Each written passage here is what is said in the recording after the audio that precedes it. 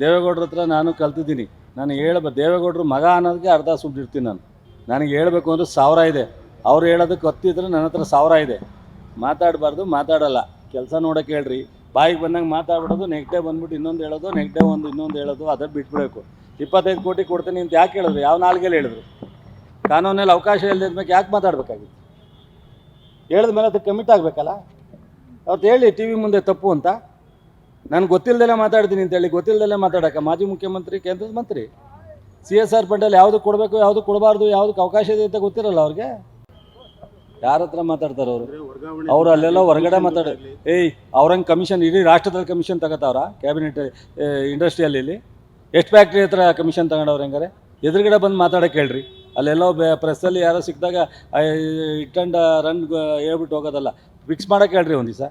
ಅವ್ರು ಎಷ್ಟೆಷ್ಟು ದಿವಸದಿಂದ ಏನೇನು ಮಾಡಿದ್ದಾರೆ, ಅವ್ರು ಮುಖ್ಯಮಂತ್ರಿ ಆದಾಗ ಏನು ಮಾಡಿದ್ದಾರೆ, ಅವ್ರು ಕೇಂದ್ರ ಮಂತ್ರಿ ಆಗಿ ಏನು ಮಾಡ್ತಾ ಇದ್ದಾರೆ ಅಂತ ಗೊತ್ತಾಗುತ್ತೆ. ನನ್ನ ಹತ್ರ ಏನು ಹೇಳ್ತಾರೆ ಅವರು?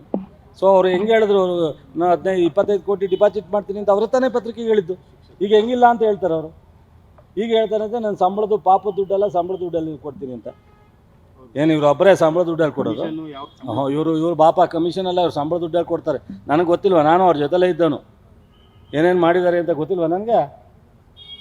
ನಾನು ಹೇಳಬಾರ್ದು ಅಂತ ಹೇಳಲ್ಲ. ಯಾಕೆ ರಾಜಕಾರಣದ ಎಲ್ಲರೂ ಗಾಜಿನ ಮನೇಲಿದ್ದೀವಿ, ಯಾರು ಕಲ್ಲು ಹೊಡೆದ್ರು ಇದಾಗುತ್ತೆ ಅಂತ. ಅವ್ರ ತಂದೆ ಹೇಳ್ತೀವಿ ನಮಗೆ.